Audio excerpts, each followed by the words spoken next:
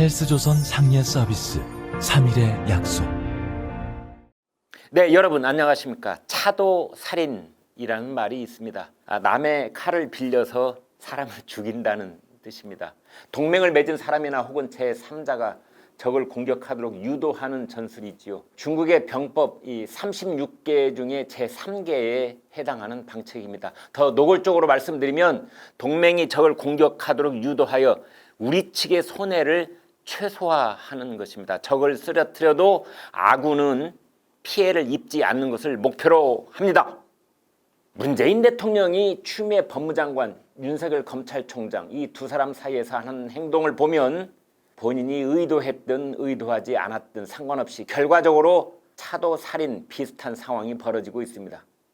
윤 총장에게서 배신감을 느끼고 어서 빨리 제거하고 싶은 사람은 다름 아닌 문재인 대통령 본인일 텐데, 조국 사태 이후 지난 한 해 동안 문 대통령은 마치 입이 없는 사람처럼 굴었고 대신 추미애 장관이 칼을 휘두르고 있었습니다.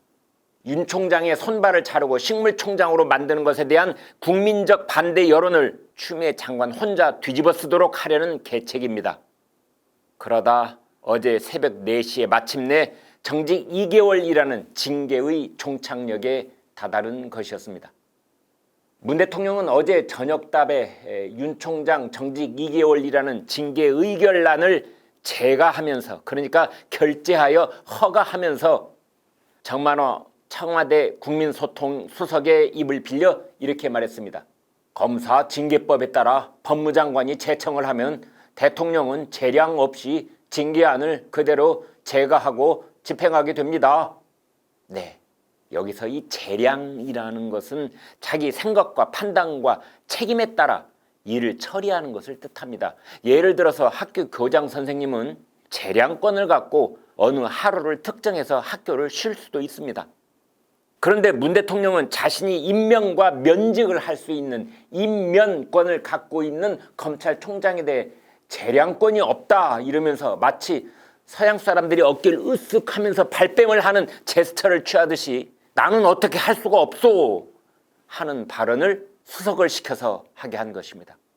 윤 총장이 저리 된 것은 내 탓이 아니라고, 모든 것은 추미애 장관이 한 짓이고 징계위가 한 짓이라고, 나는 그저 결재위의 의결과 추 장관의 제청 사항에 대해 도장을 찍어줄 뿐이요, 이런 태도인 것입니다. 차도 살인이 아니라 추미애를 빌려서 윤석열의 목을 베는 차추살윤, 그것을 했다면서 좋아라 하고 있을지 모르겠습니다. 이런 소식이 전해진 직후 저와 가까운 지인 한 분은 첫마디가 이랬습니다. 문 대통령은 정말 비겁하기 짝이 없는 사람이네요. 이분뿐만이 아닙니다. 언론계에 있는 동료 한 사람도 오늘 아침 비슷하게 말했습니다. 비겁하고 또 비겁하더니 끝까지 비겁하네요. 그렇습니다. 조선일보 일면에 실려는 팔면봉이라는 촌평 칼럼은 이렇게 말했습니다. 추 장관은 경질이 아닌 잦은 사퇴, 윤 총장은 법무부 징계 제거했을 뿐, 그럼 대통령이란 자리는 왜 있나요? 아무리 대통령이 속마음을 감추고 엉뚱한 소리를 해도 눈 밝은 시청자들은 그 말 속에서 중요한 메시지를 캐낼 수가 있습니다. 문 대통령은 지난 12월 15일 국무회의에서 공수처법 개정안을 공포하며 이렇게 말했습니다. 검찰은 그동안 무소불위의 권한을 가지고 있으면서도 스스로의 잘못에 대해서는 책임지지 않고 책임을 물을 길도 없는 성역이 되어 왔습니다. 자, 이 말 속에서 문 대통령은 아주 중요한 진실을 자백하고 맙니다.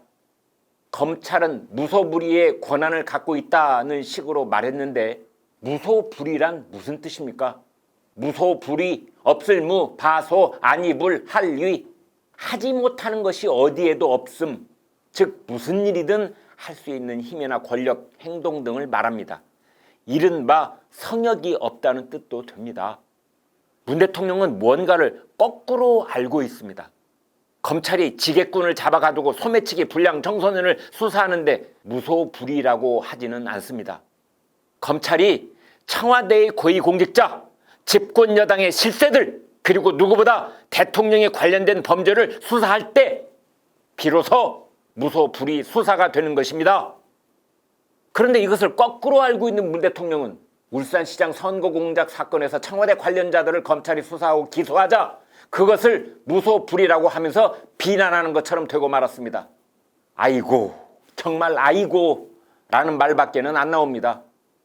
검찰은 문 대통령이 얼결에 내뱉은 말처럼 살아있는 권력에 대해서도 무소불위 수사 권력을 행사할 수 있어야 비로소 정치적 중립과 독립성을 드러내어 국민 신뢰를 얻을 수 있는 것입니다. 지난 한 해 뉴스 보도 횟수로만 따지면 주인공이 넷이 있었습니다. 하나는 코로나, 다른 셋은 문재인, 추미애, 윤석열 세 사람입니다.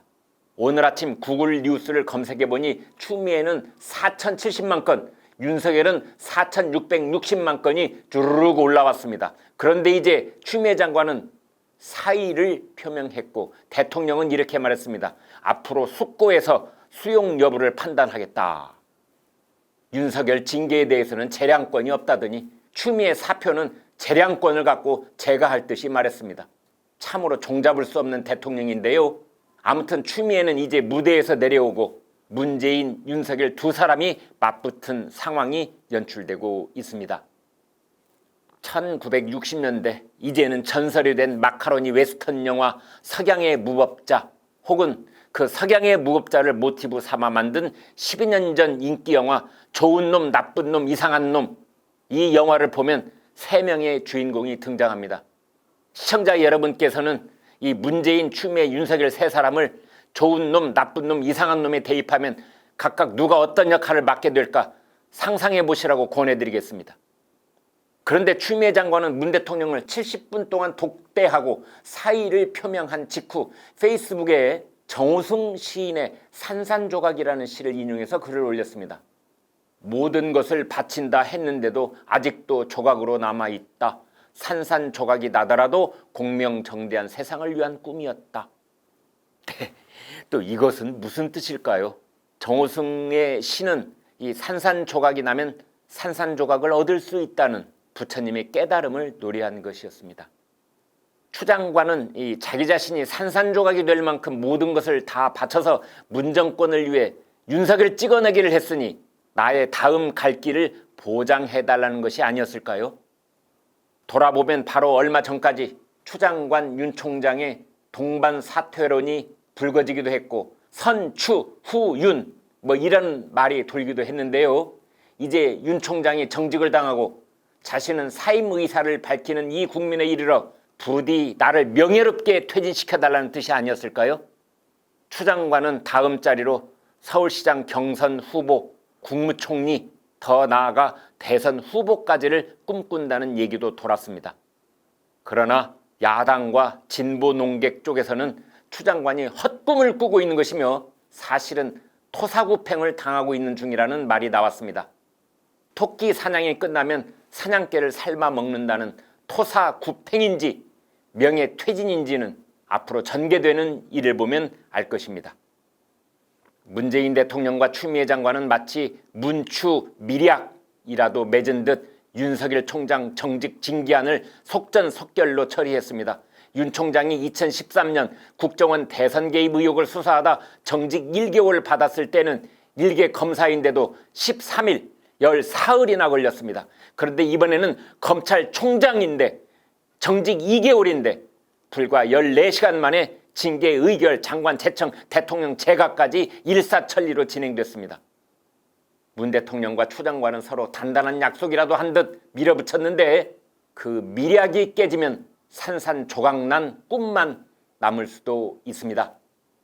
우리가 사태를 정확하게 보려면 주연과 엑스트라를 구별할 줄 알아야 합니다.